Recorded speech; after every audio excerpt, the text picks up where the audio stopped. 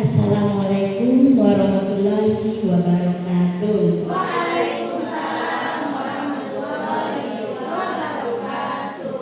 Puji syukur kehadirat Allah Subhanahu wa Ta'ala, yang mana pada sore hari ini kita diberi rahmat dan kesempatan untuk kita semua, yaitu dalam rangka kegiatan melaksanakan komunitas rencana tindak lanjut RTL, yaitu yang berjudul Gotong Royong. Dan terima kasih juga kepada Bapak Ibu yang telah bersedia meluangkan waktu untuk belajar bersama dan untuk mempresentasikan tentang rencana tindak lanjut Gotong Royong ini. Nah, selanjutnya mari kita mulai, yaitu dari latar belakang. Latar belakang yaitu gotong royong merupakan bagian dari kebersihan. Gotong royong merupakan bagian dari kebersihan yang bisa menjaga kesehatan. Gotong berarti pikul atau angkat, sedangkan royong berarti bersama-sama. Nah, jadi di sini gotong royong itu merupakan kegiatan yang dilakukan secara bersama-sama. Di saat melaksanakan gotong royong, kita bisa melihat anak atau peserta didik juga bisa menjaga silaturahmi dengan teman sejawat. Karena pada peserta didik kurang rasa ingin tahu untuk bergotong royong, jadi di sini kami mengangkat judul gotong royong agar peserta didik bisa bekerja sama dengan teman-teman lainnya. Pada saat gotong royong, anak-anak juga bisa menolong temannya. Ketika melihat temannya sedang membutuhkan pertolongan, dan juga meningkatkan rasa peduli peserta didik saat melihat sampah di lingkungan sekitar dimanapun mereka berada.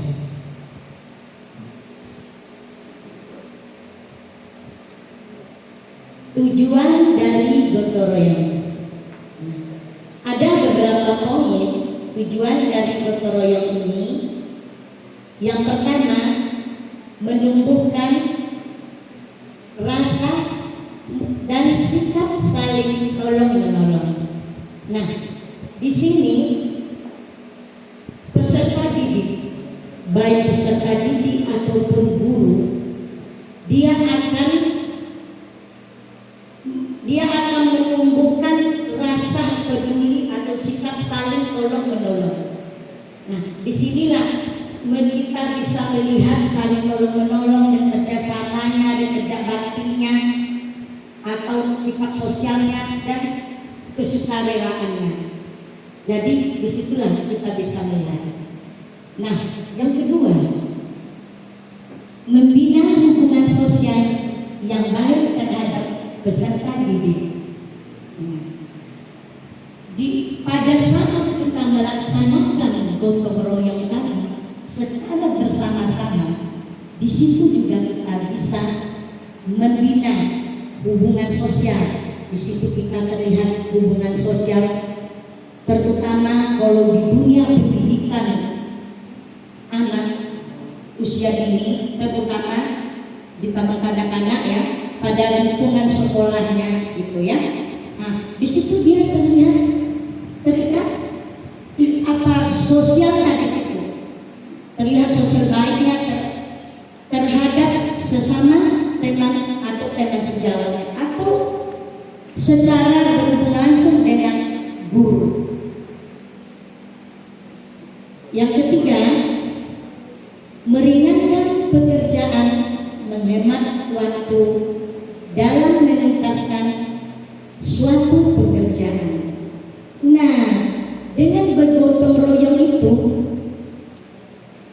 kita kita secara kebersamaan bisa meringankan beban, ya, atau terutama waktu. Beban misalkan suatu perencanaan yang kita buat, kita tidak sanggup sendiri, dan kita bertanya dan bisa bertanya kepada teman sejawat, dan juga kita bergaul dengan peserta didik dan selalu dilibatkan peserta didik. Jadi di situ itu bisa menghemat waktu kita dalam menuntaskan suatu pekerjaan. Nah, contohnya selalu tuh setiap hari kan, misalkan Bapak Ibu kemarin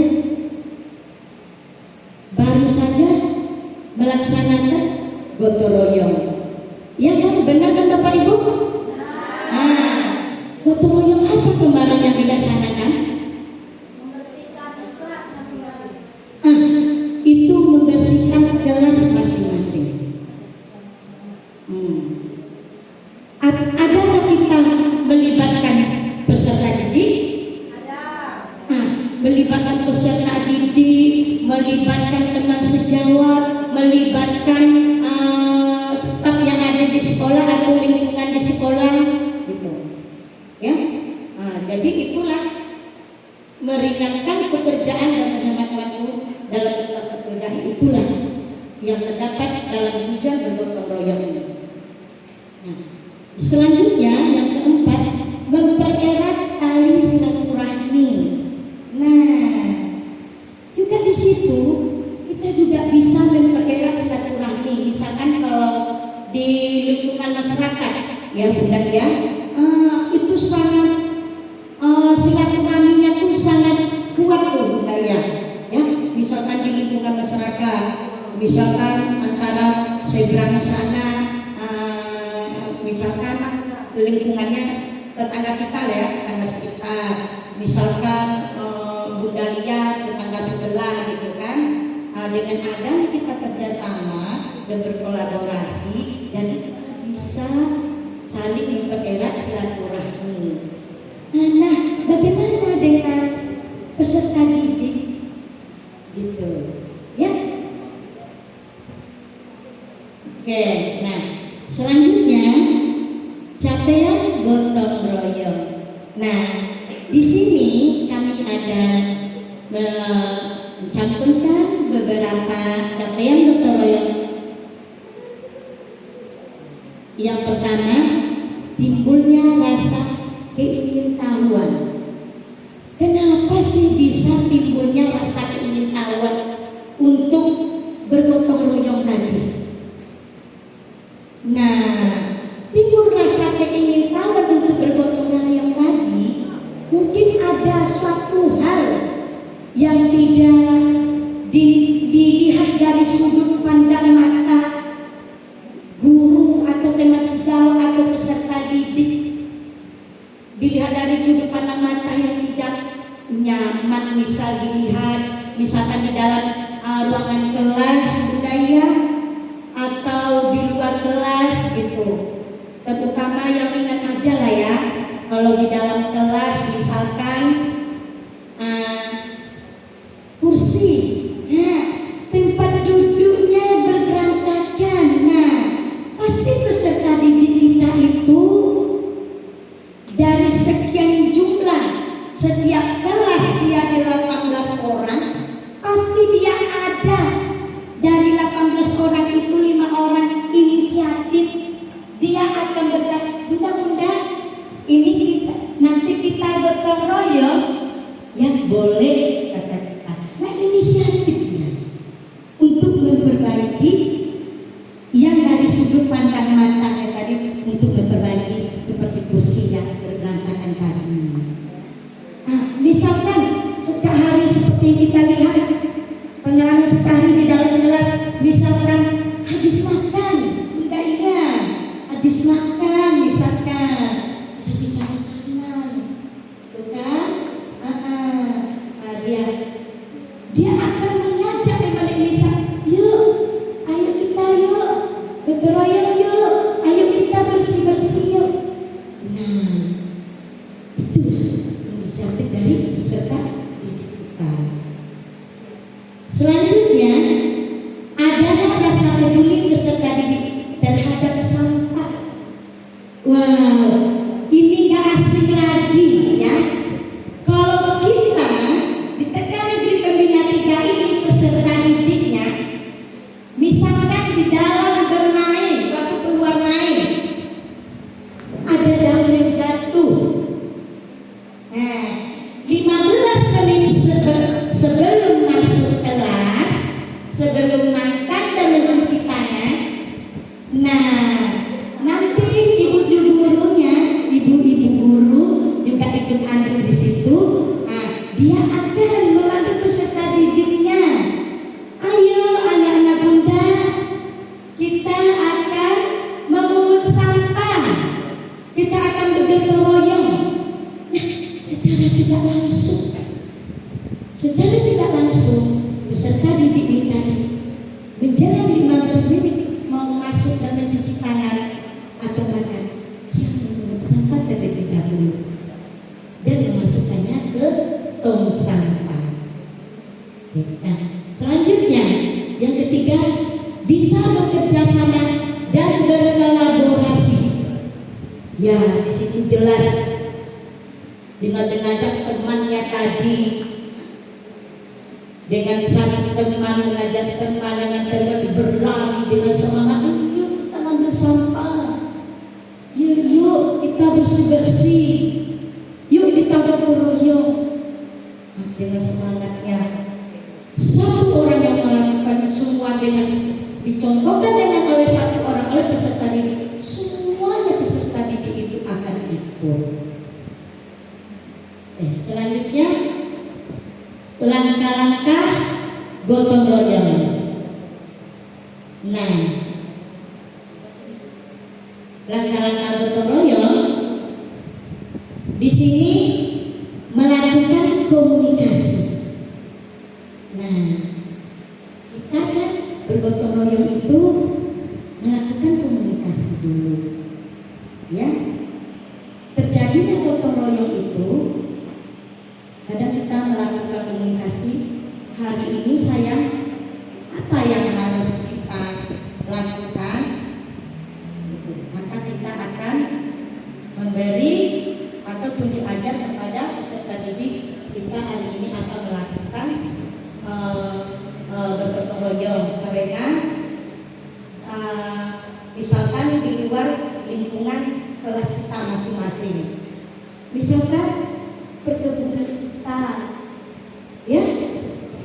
Nah, di perkebunan kita itu kadang-kadang sampah yang terselip di dekat tanamannya, kadang ada semaknya yang agak mulai subur tumbuh, gitu ya.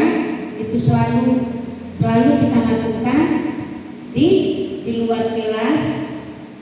Kalau tentang kebersihan itu ya, selain dari perkebunan tadi, perkebunan di luar kelas, ya tentu di lingkungan kamar mandi, WC, gitu ya, tempat buang air gitu. Juga kita sekaligus perhatikannya pada saat itu. Dan itulah kita melakukan komunikasi apa aja yang akan kita buat, yang akan kita lakukan untuk melaksanakan bergotong royong tersebut. Nah, kedua, peduli pada lingkungan. Nah, peduli pada lingkungan ini bukan saja di kelasnya, ya, yang namanya gorong, gitu ya. Bisa jadi bergorong itu kadang di dalam kelas dan di luar kelas. Misalkan dia keluar dari pulang dari sekolah, ada di tempat di lingkungan masyarakatnya juga terlihat juga di situ. Jadi bergotong royong ini sudah terlihat dan tampak ada di mana-mana. Jadi itu peduli pada lingkungan. Yang ketiga, menyiapkan alat-alat untuk gotong royong. Nah, tadi kan melalui komunikasi yang pertama, yang kedua peduli pada lingkungan, yang ketiga menyiapkan alat-alat untuk gotong royong. Ya, tentu alat gotong royong itu yang seperti sapu, kita perlunya ya terutama kita gotong royong di ruangan kelas kita sapu, kain lap, ya apalagi selain sapu, kain pel, ya untuk menuju kebersihan, kain pel, tong sampah, itu alat-alatnya ya. Kalau alat-alat yang ringan yang cepat tampak oleh peserta didik di dalam lingkungan sekitar ruangan kelas kita, ya. Jadi itu baru ya kalau anak-anak usia dini dia mengenal alat-alat gotong royong itu. Sapu yang cepat tampaknya sapu, kain pel, tong sampah. Beda lagi dengan di lingkungan masyarakat. Kalau di lingkungan masyarakat itu yang benda-benda aja, ya budaya ya. Nah, seperti parang, cangkul. Enggak bisa kita, enggak bisa ditekan. Kalau yang ditekan tadi itu kan seperti sapu, yang benda-benda yang ringan, yang bisa dia lakukan dan yang bisa dia pegang dan yang bisa dia raba. Itulah yang bisa anak TK, anak peserta didik yang dia kenal dulu alat-alatnya. Sangat berbeda dengan di lingkungan masyarakat. Karena kan di lingkungan masyarakat itu kan agak berat sedikit alatnya gitu. Ya, apa benar itu? Namanya kan kalau di lingkungan masyarakat itu agak berat untuk alat-alatnya. Ketimbang dengan peserta didik, apalagi di usia anak-anak usia ini. Itu dengan peralatan yang ringan-ringan. Misalkan debu dengan dimocek, gitu kan? Seperti di dalam kelas, kailan yang paling ringannya lagi, yang perbuatan dari pabrik, apa itu? Yang perbuatan dari pabrik untuk ngelap tuh, tisu.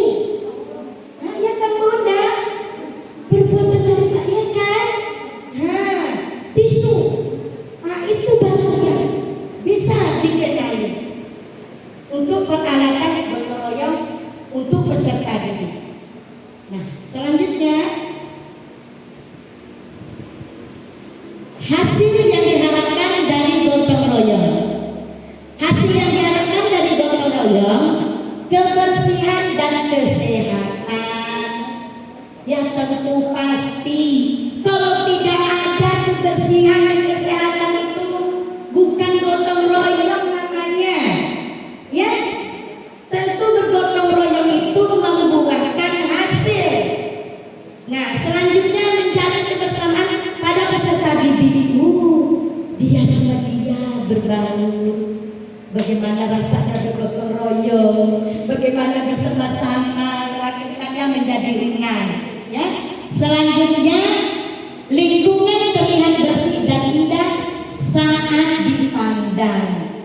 Nah, itu ya hasil dari yang diharapkan gotong royong itu. Selanjutnya struktur program gotong royong. Nah, gotong royong di sini ada jangka pendek. Nah, jangka pendek ini yang sudah kita lakukan ya kepada peserta didik di TK Negeri Pembina 3 ini. Jangka pendek, misalkan 1 kali dalam 1 minggu, yang itu pasti, ya kita ngecek debunya, apa sudah pasti yang di luar gitu. Nah, ngecek debu yang di sudut-sudut, yang dekat rak buku, ya itu selalu tuh, ya kita jadwalkan yang seperti itu 1 kali dalam 1 minggu. Nah, kalau jangka panjangnya 1 kali dalam 1 minggu kali sebulan, yaitu ada 4.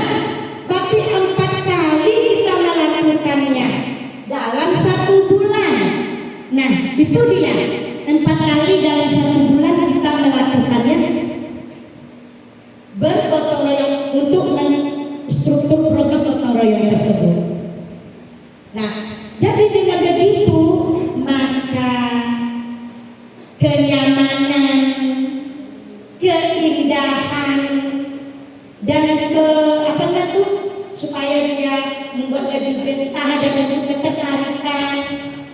Nah, di situ semuanya sudah termasuk. Ya.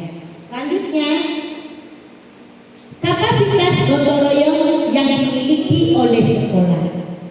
Nah, sumber daya yang dimiliki yaitu peralatan gotong royong untuk di luar seperti sapu lidi, sekop, tempat sampah, kailap, sarung, sarung tangan, ya, tong sampah. Di sana di dalam kelas ada seperti sapu, kain pet. Nah, guru kelas pengalaman dalam menjelaskan gotong royong, pemanfaatan aset. Lingkungan sekolah digunakan untuk sesi gotong royong. Orang tua juga dilibatkan dalam melakukan proses gotong royong agar menambah ketenaga kerjaan. Nah, pada poin terakhir ini kita juga tidak melupakan orang tua karena kita butuh, ya, pada poin terakhir ini kita juga akan bekerja sama dengan wali murid peserta didik, ya. Oke, selanjutnya sumber daya material. Yang sumber daya material ini guru-guru. Nah, guru-guru tuh ya dia sudah berpengalaman untuk melakukan itu. Dia tanggap cepat gitu kan, dan saling bekerja sama itu antara guru sama guru, saling memberi ide gitu ya tentang apa yang baik untuk segi material gotong royong ini. Selanjutnya lingkungan sekolah. Ya, lingkungan sekolah itu baik di sudut, di belakang, di depan, ya, di samping, di luar, di dalam. Nah, itu di lingkungan sekolah ya terus tentu kita menelitinya atau mengeceknya gitu. Nah, ketika terdapat juga dari orang tua juga kita libatkan juga lagi, ya, di dalam ini.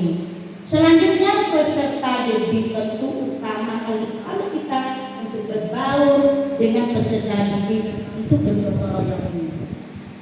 Selanjutnya rencana evaluasi. Nah, data peserta didik, rencana evaluasi data peserta didik, ya jumlahnya, ya berapa jumlahnya gitu. Setelah itu observasi. Nah, observasi itu kita melihat dan meneliti apa saja yang akan kita buat, yaitu diskusi, ya diskusi dengan teman sejawat, guru, lingkungan sekolah, orang tua dan peserta didik. Nah, itu survei, ya, survei data ya, survei. Nah, di survei ini kita kan sudah melihat, sudah melakukan gotong royong dan tadi di atas 1 kali dalam seminggu, 4 kali dalam sebulan. Nah, kita sudah mensurvei dari luar, dari dalam, sudut, depan, belakang, gitu ya. Nah, maka dari survei ini maka ada terjadi dengan gotong royong massal atau semua pihak di lingkungan setempat. Rencana evaluasi, ya. Tantangan di saat melaksanakan gotong royong. Tantangan ini yaitu kurangnya kepedulian anak pada terhadap sampah. Nah, itu yang harus kita bangkitkan. Ya, kita cari beri pandangan kepada mereka. Selanjutnya kesibukan dengan kegiatan, misalkan gurunya ada kegiatan sehingga terabaikan ada sampah sedikit, ada lingkungan yang tidak bersih apa, misalkan ya di lingkungan sekolah kita ini ada yang bau-bau, misalkan pembuangan tai seperti tidak jauh dari kucing misalkan ada, selalu lah kita temu gitu ya, begitu. Nah ya, oke, membuang kotorannya tuh ya kan tidak pada tempatnya. Nah, selanjutnya kita menjelaskan kepada anak tentang sampah di lingkungan bersih dan indah. Selanjutnya menyesuaikan ke waktu untuk melakukan gotong royong. Terima kasih. Apakah teman-teman ada pertanyaan atau menambahkan tentang persentase yang kita lakukan pada sore hari ini? Apa sudah pas? Oke, sudah pas. Cukup sekian yang dapat kami sampaikan. Billahi taufiq wal hidayah. Assalamualaikum warahmatullahi wabarakatuh.